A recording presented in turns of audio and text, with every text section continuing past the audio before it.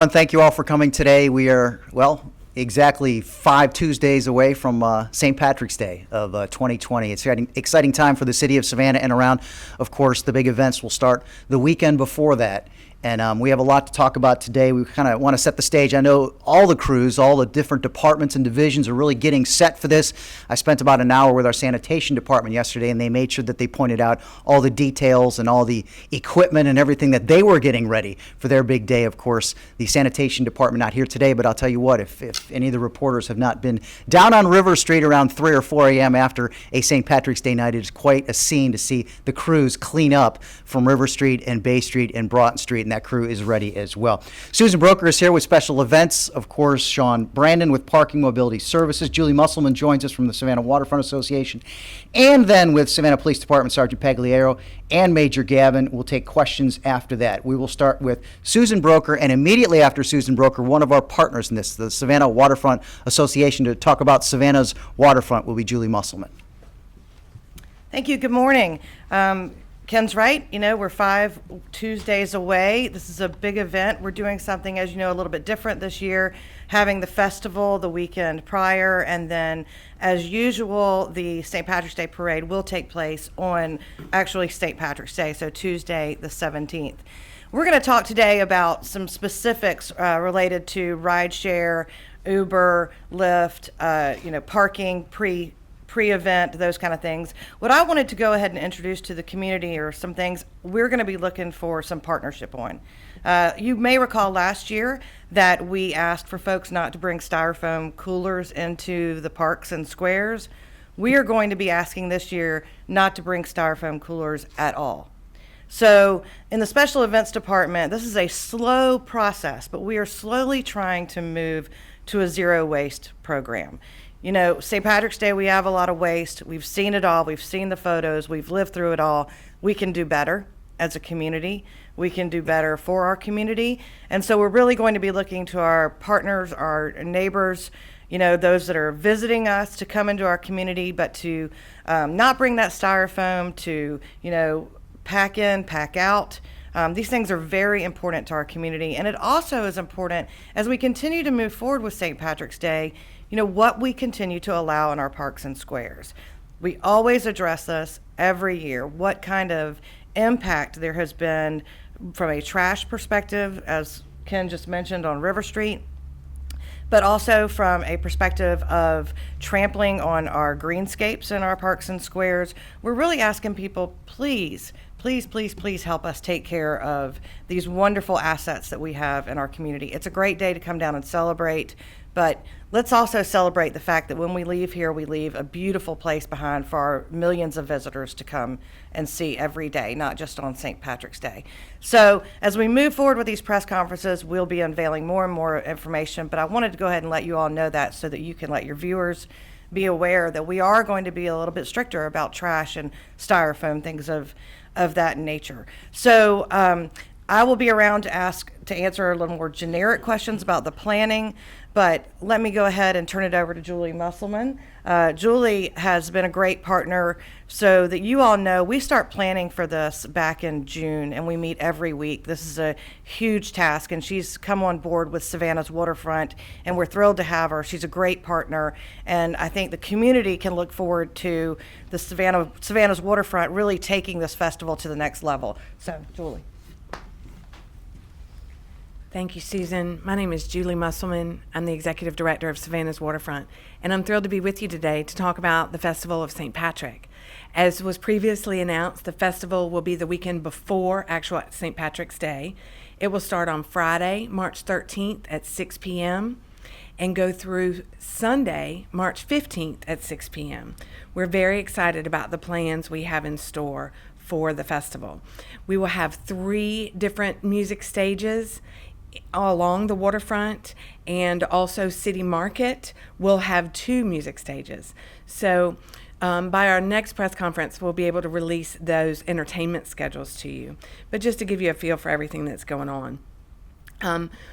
If you are planning to attend the festival and attend the street party, you must purchase a wristband. The wristband is a $10 cover charge for the party. And those wristband sales tents all around the festival zone will be available during festival hours. If you'd like to go on and get your wristbands, you can do so at savannahswaterfront.com and go on and pre-order your wristbands. You must be 21 to do so.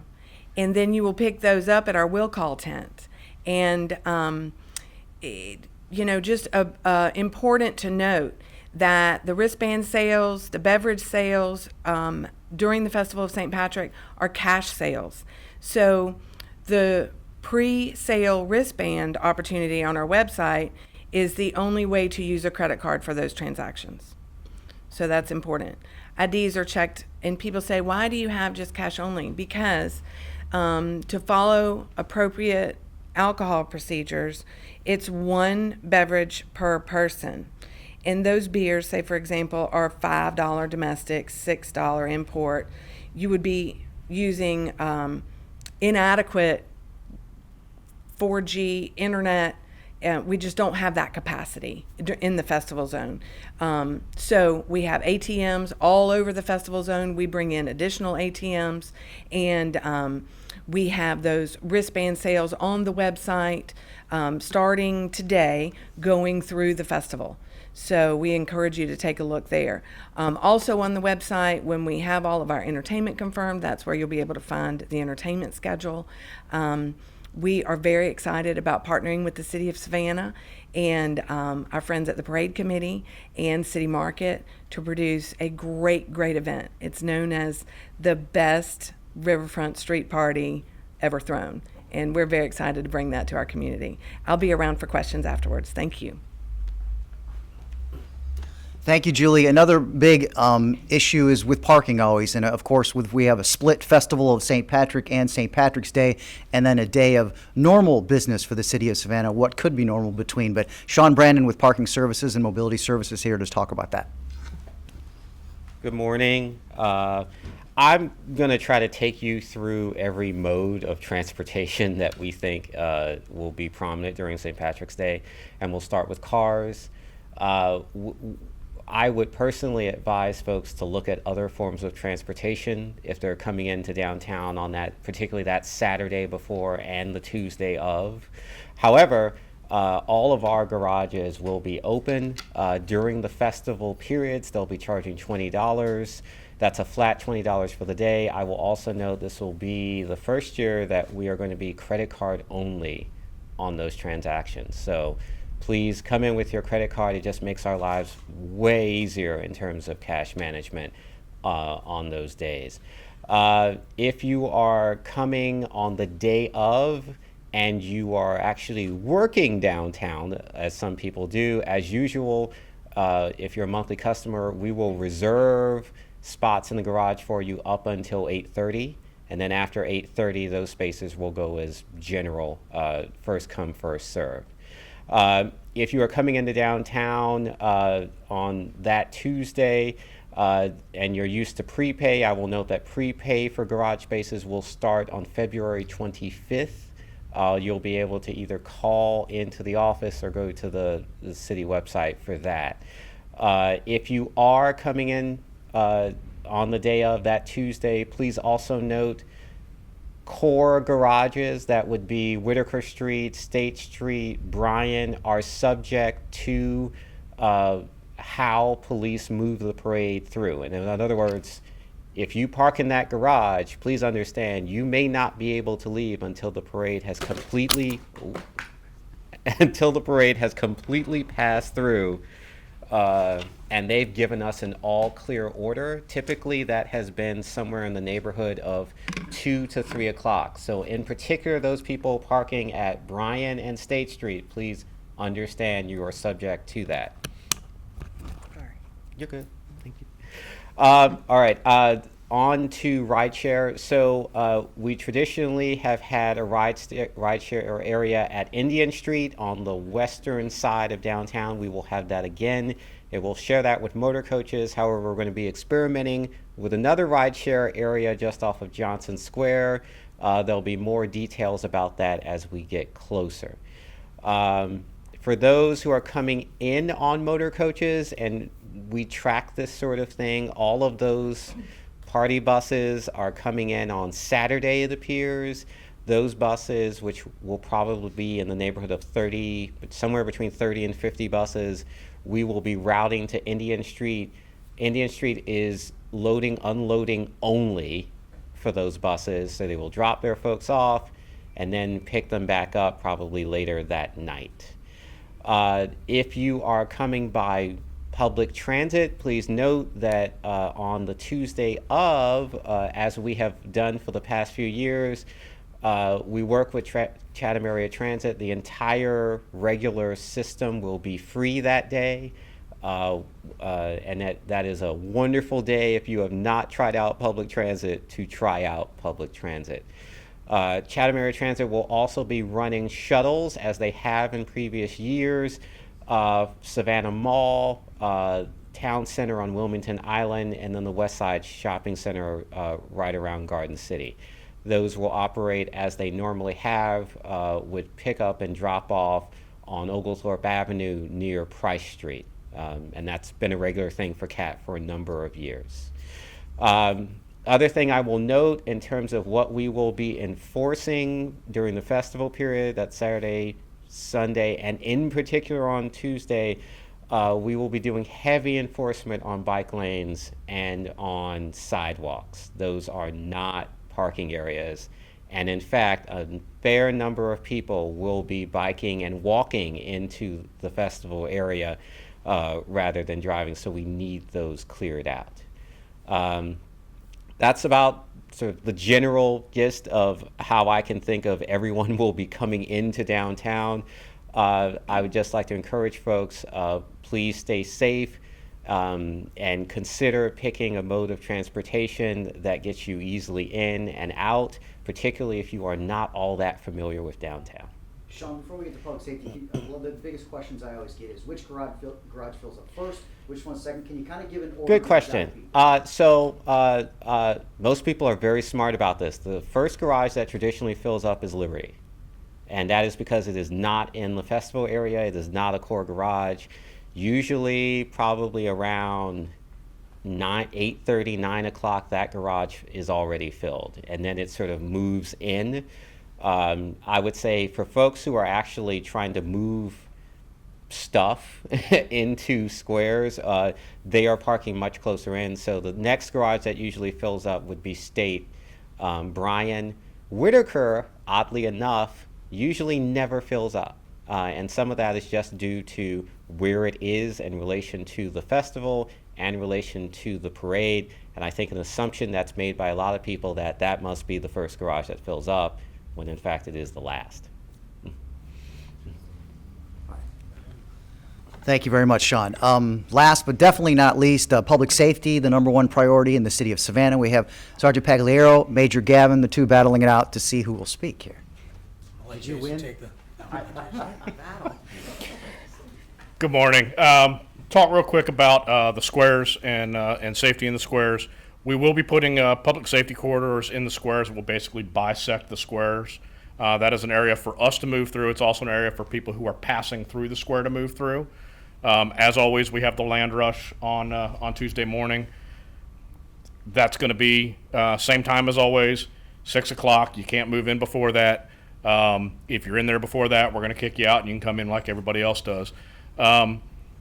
Like Susan said, we want you to kind of make sure that we're not damaging the squares. So that's the other reason for the public safety corridor. It gives us, EMS, fire, a chance to be in the area and not affected by the crowds. So that's going to be our big focus on parade day, along with obviously the traffic and things like that.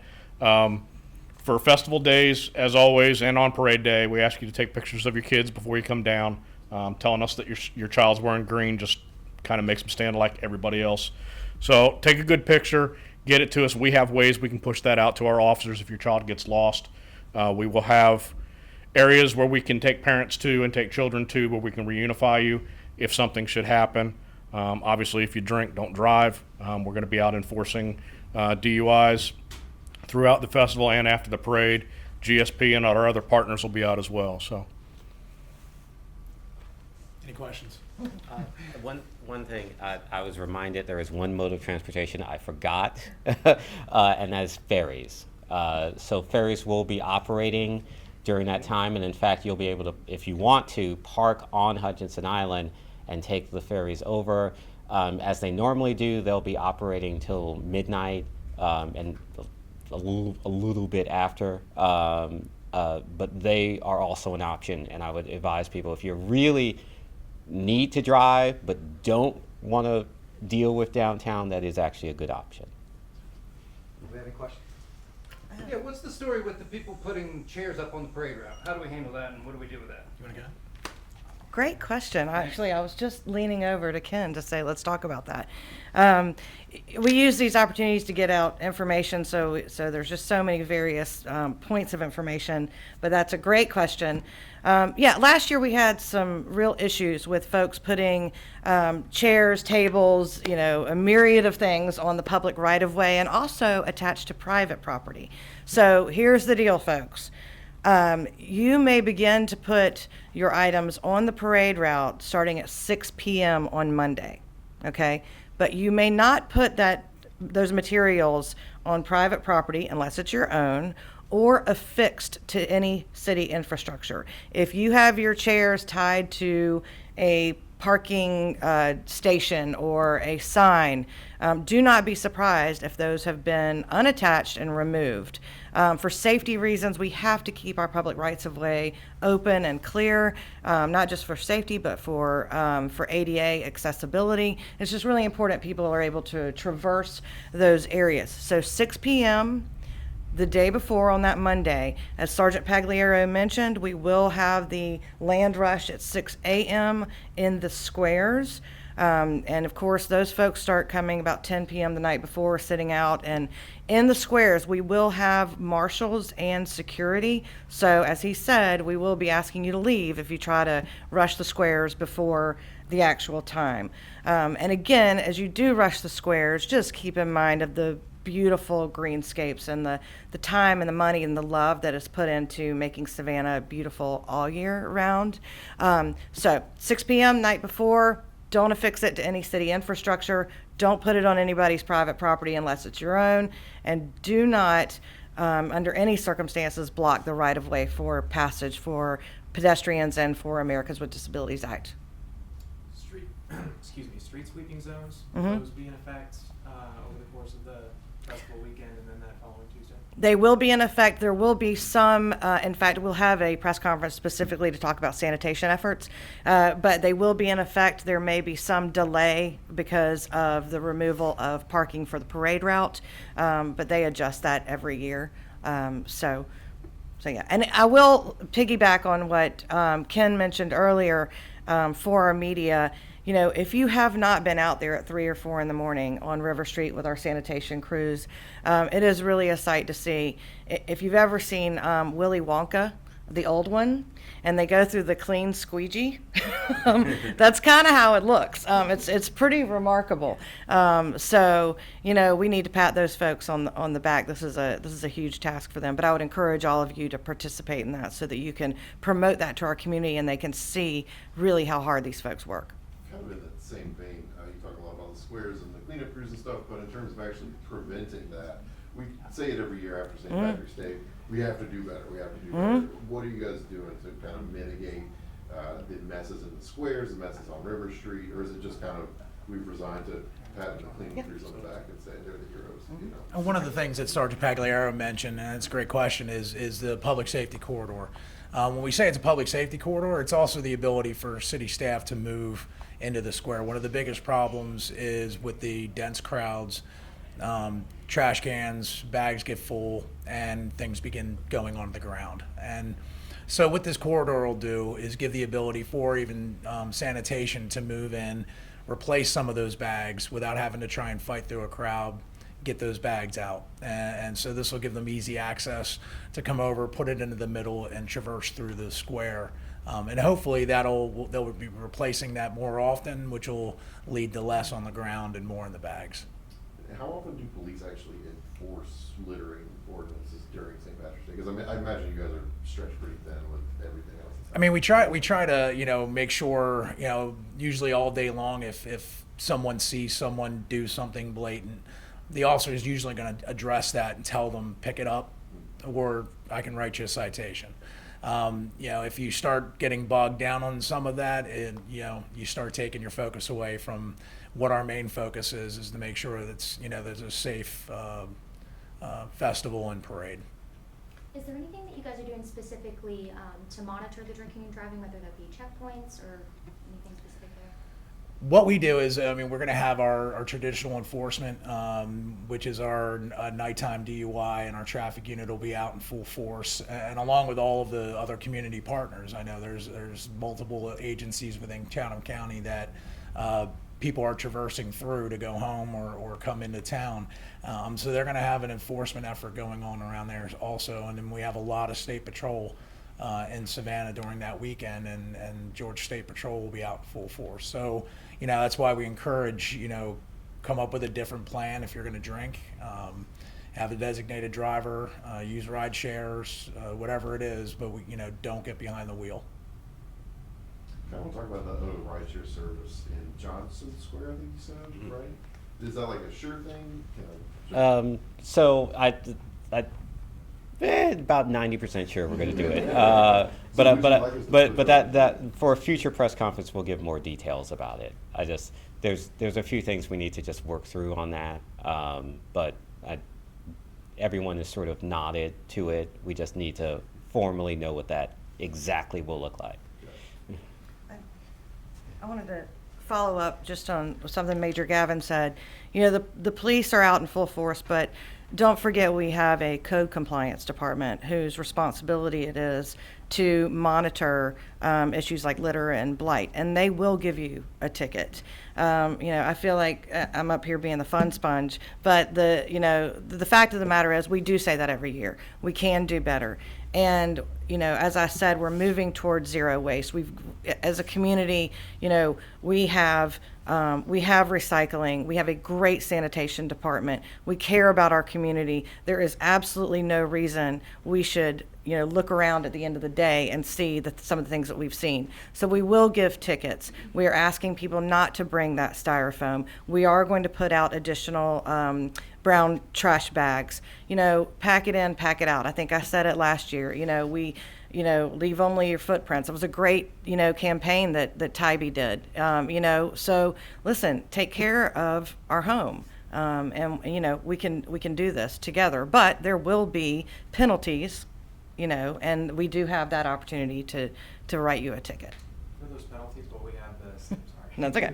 The same mobile court in the situation again? Or? Nope, we're not going to do that this year. One of the great things about a Tuesday event is it allows us to try different things. And so we are trying a few different things this year. Next year we may try that again.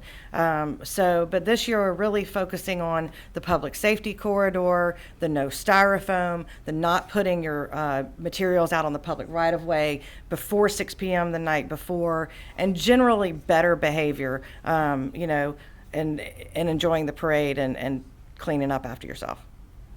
Since y'all have announced that the festival will be split from the parade, have you been able to get a sense of whether are you expecting the largest crowds over the weekend, then still planning to have Monday be that day of rest for city officials and police, and then expecting more large crowds again on Tuesday? Well, as Sean mentioned earlier, the motor coaches that are coming in are looking like they're coming in on Saturday. All of them are coming in Saturday. Right. So we're not expecting that out of town big push on Tuesday. So, I think we'll have a great crowd. Hopefully it'll be a beautiful day. And we're hoping people will come that are coming to the parade, come on Sunday, stay through Tuesday.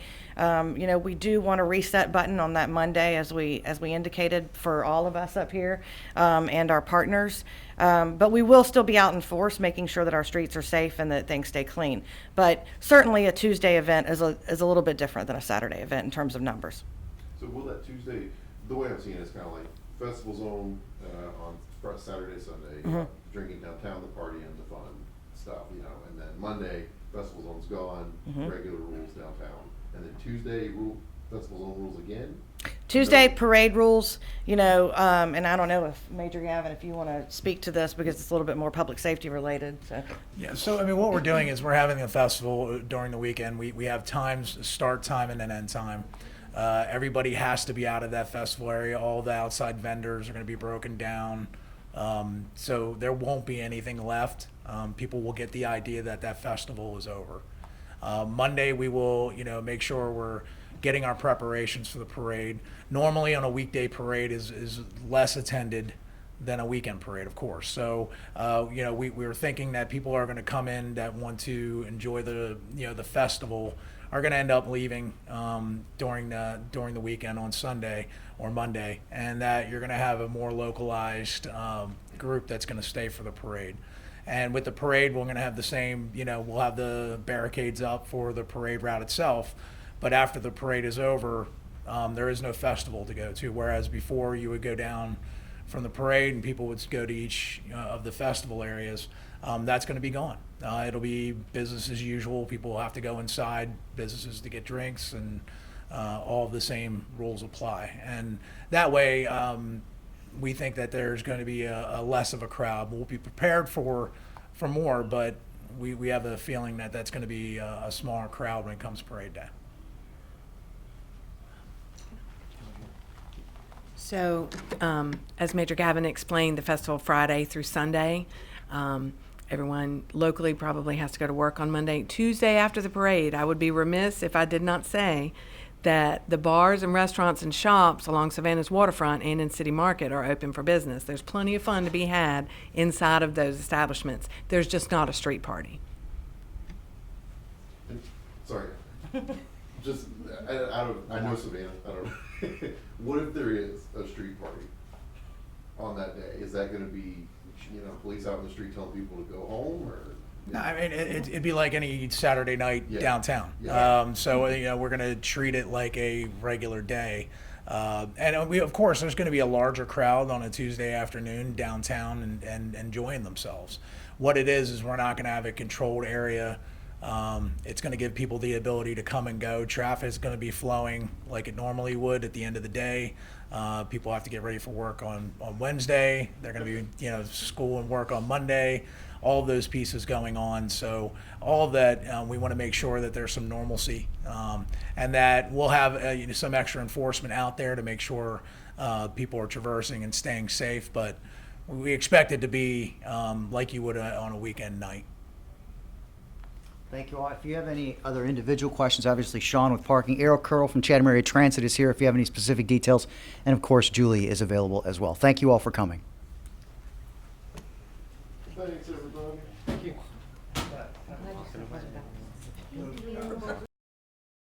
Thank you.